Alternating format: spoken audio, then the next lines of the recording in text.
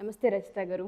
నమస్తే Usha. Last time మనం ఒక ఎపిసోడ్ రిలేషన్స్ గురించి మాట్లాడినప్పుడు ఒక అమ్మాయి కామెంట్ పెట్టింది. ఆ కామెంటే నేను మీకు వినిపిస్తాను.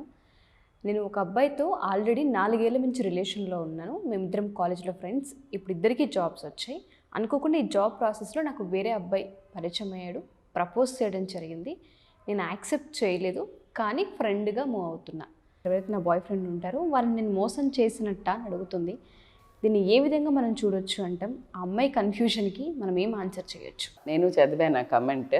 మన ఉద్దేశం ఇది చేయడానికి వీడియోస్ కూడా అలా చిన్నగా కౌన్సిలింగ్ వాళ్ళకి ఏ రకంగా మనం హెల్ప్ అవుతామా అని. ఇదే సమస్యతోటి నాకు తెలిసి యంగ్ టీనేజర్స్ని తీసుకొనియండి, లేకపోతే కొంచెం మిడిల్ వర్కింగ్ ప్లేస్లో కూడా అట్లీస్ట్ ఒక 60% కన్ఫ్యూజన్కి ఉన్నవాళ్ళు నాకు తెలిసి ప్రతి ఒక్కళ్ళకి ఈ వీడియో యూజ్ అవుతుంది అనిపిస్తుంది. సో దీంట్లో ఏంటంటే ఆ అమ్మాయి చాలా క్లియర్గా చెప్పింది ఏంటంటే ఎవరైతే బాయ్ ఫ్రెండ్ ఉన్నారో వాళ్ళిద్దరూ 4 to 5 years నుంచి రిలేషన్లో ఉన్నారు అండ్ ప్రేమించుకుంటున్నాము అండ్ మంచి జాబ్ కూడా ఇద్దరికి వచ్చింది and we decided to get marry, పెళ్ళి కూడా చేసుకోవాలని డిసైడ్ అయ్యారు. అయితే ఈ తరుణంలో ఇప్పుడు ఒక 5-6 సంవత్సరాల నుంచి 4-5 సంవత్సరాల నుంచి ప్రేమించుకుంటున్నారు అంటే ఖచ్చితంగా ఈ అమ్మాయి ప్రేమలో ఉంది అన్న విషయం ఇంకొక మనిషికి తెలుస్తుంది. తెలిసినా కూడా ఇంకొక అతను ప్రపోజ్ చేశాడంట. సో ఆ ప్రపోజ్ చేసినప్పుడు ఈ అమ్మాయి ప్రపోజ్ అయితే యాక్సెప్ట్ చేయలేదు, కానీ ఫ్రెండ్గా ఉంటాము. ప్రపోజ్ ఫస్ట్ యాక్సెప్ట్ చేయలేదంట, కానీ చాలా రోజెస్ పంపించడము, రోజు రోజుకి తర్వాత చాలా గిఫ్ట్స్ ఇవ్వడము, ఇట్లా చేస్తుంటే లిటిల్ చిన్న పిల్లల నుంచి తీసుకుంటే పెద్దవాళ్ళకి కూడా టెంప్ట్ అయ్యేది దేనికి ఉషా? Flowers, chocolates, gifts. మరి ఆడపిల్లలు అయితే మరీ జుజుబిల్లాగా చాక్లెట్లు ఇస్తే, ఫ్లవర్స్ ఇస్తే ఏంటో అట్లా పడిపోతుంటే, ఇదివరకు చిన్నప్పుడు చెప్పేవాళ్ళు చిన్నప్పుడు చాక్లెట్ ఇస్తే ఎవరితో వెళ్ళకు నాన్న అని. ఇప్పుడు పెద్ద అమ్మాయిలకు కూడా చెప్పాల్సింది, గులాబీ పూలు ఇస్తే ఎవరితో వెళ్ళకు నాన్న అని చెప్పాల్సి వచ్చేటట్టు. ఇట్స్ సో ఫన్నీ మనం అనుకుంటుంటే. బట్ ఎప్పుడైతే నువ్వు ఒక ప్రేమలో ఉన్నావో అనుకుంటున్నావో ఆపోజిట్ జెండర్ పూలు ఇస్తున్నారు అంటే అది ఖచ్చితంగా it's a wrong sense. So నువ్వు యాక్సెప్ట్ చేసి నేను ఫ్రెండ్ అనుకుంటున్నా అనుకొని అతన్ని మోసం చేయటం ఎలాగో జరుగుతోంది, నువ్వు కూడా మోసపోతున్నావు. గిఫ్ట్ కోసమని నేను అనుకోను. కొంతమందికి గిఫ్ట్ కోసం కూడా కాదు, ఒక మనిషి కంటిన్యూస్గా ప్రేజ్ చేస్తున్నప్పుడు ఒక రకమైన లవ్ హార్మోన్స్, అంటే ఒక హ్యాపీ హార్మోన్స్ రిలీజ్ అవుతాయి Usha. That is one kind of addiction. అంటే ఆ అలవాటు. అలాగే ఇప్పుడు ప్రతిదీ ఒక హార్మోన్స్ ఏదైతే హ్యాపీ హార్మోన్స్ కానివ్వండి, డోపమైన్ అంటే నీకు ఒక రకమైన హైపర్ అవుతుంటారు, అందుకే they get addicted to that kind of a behaviour. So ఈ అమ్మాయికి ఒక అటెన్షన్, అంటే ఇది పాతబడింది. ఈ అటెన్షన్ ఎక్కడికి పోడు, కాన్ఫిడెంట్, పెళ్లి చేసుకుందాం అనుకున్నాం, ఇలా ఒక ఆపోజిట్ జెండర్కి అట్రాక్ట్ అవ్వడం అనేది వెరీ కామన్. బట్ దాన్ని ఎంత లిమిట్స్లో పెట్టాలి, తీసుకెళ్ళాలా వద్దు అనే నిర్ణయం తీసుకునే వాళ్ళేమో ఈ ప్రేమలో ఉండిపోతారు. నిర్ణయం తీసుకోకుండా ఇటువంటి ఇన్ఫాక్చుయేషన్ కానీ, అట్రాక్షన్ కానీ, గిఫ్ట్లది కానివ్వండి, ఇటు దొర్లినప్పుడు జరిగేదే మన లైఫ్లో. ఒక్క అడుగు అట్టేసామంటే మనం ఎవరిని చూసాము? సీతమ్మ వారిని చూసాం కదా. ఏంటి బంగారు జింక, ఆ చిన్న దానికి ఆశపడి బంగారు జింక కావాలనుకుని ఆ చిన్న గీత దాటితే రామాయణమే నడిచింది. అక్కడొక్క దగ్గరే అర్థం చేసుకోవాలి. నువ్వు ఏదైతే అనవసరమైంది, మనకు పనికిరానిది, ఒక దిశ లేదు దానికి. ఎందుకు? ఆల్రెడీ నీకు ప్రేమ లేదు, నువ్వు ఒక దిశగా ప్రయాణిస్తున్నావు, దట్స్ ఓకే. ఆల్రెడీ నీకు ఒక కంఫర్టబుల్ అండ్ డిసైడెడ్ రిలేషన్ ఉన్నప్పుడు అసలు అటువైపు థింక్ చేసావు అంటే మోసం కాదు, నిన్ను నువ్వే ప్రాబ్లమ్స్ వేసుకుంటున్నావు.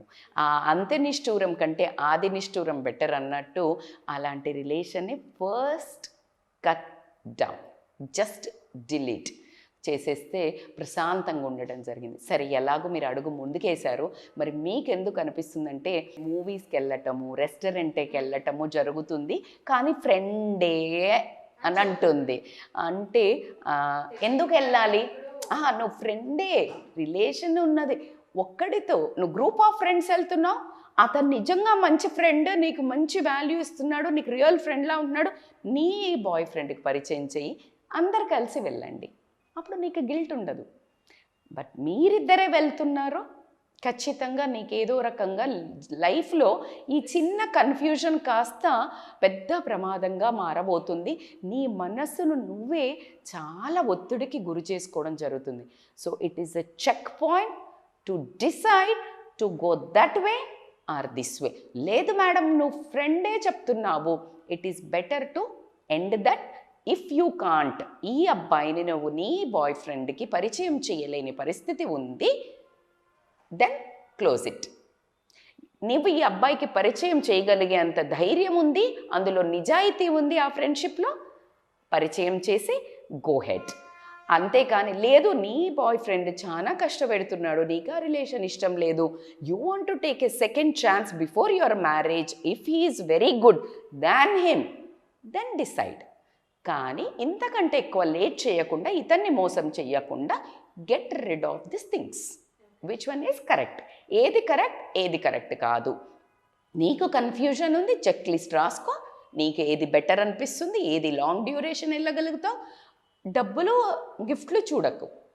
నిన్ను ఇన్నేళ్ళు కళ్ళలో పెట్టి చూసుకున్నది ఎవరు? నీకు ఇన్ని రోజులు, ఒక 5 ఏళ్ళు ఒక మనిషితో ఏ గొడవ లేకుండా, గొడవలు ఉన్నా కూడా పెళ్ళి దాకా నీ ప్రయాణం వెళ్ళింది అంటే నీకెక్కడో ప్రతి రిలేషన్లో ముందుకెళ్ళిన తర్వాత ఉండేటియే. అయినా కూడా నువ్వు పెళ్లి చేసుకుందామని నిర్ణయం తీసుకున్నావు అంటే నాకు తెలిసి ఇది స్ట్రాంగ్ రిలేషన్ అని అనిపిస్తుంది. సో నీకు ఒక బాయ్ ఫ్రెండ్ ఉన్నాక కూడా నిన్ను డీవియేట్ చేసి డిస్టర్బ్ చేసే రిలేషన్, అది వర్త క్రాస్ చెక్. ఈ 2-3 పారామీటర్స్లో చెక్ చేసుకొని నీ బాయ్ ఫ్రెండ్కి పరిచయం చేసేయగలిగే నిజాయితీ ఉన్న ఫ్రెండ్షిప్పా? ఓకే. నీకే నమ్మకం లేదు, నీకు గిల్ట్ వచ్చిందంటేనే నాకు ఎక్కడో కొడుతుంది. పాపం అమ్మాయి మంచిదే, అందుకనే తన గిల్ట్ ఉంది కాబట్టే నేను మోసం చేస్తున్నానా అని పెట్టింది పాపం. సో నేను అనేది ఏంటంటే అది తప్పు అని మేము కూడా చెప్పట్లేదు తల్లి. వెళ్ళడం తప్ప రెస్టారెంట్లకి సినిమాల కంటే తప్పు అని చెప్పట్లే.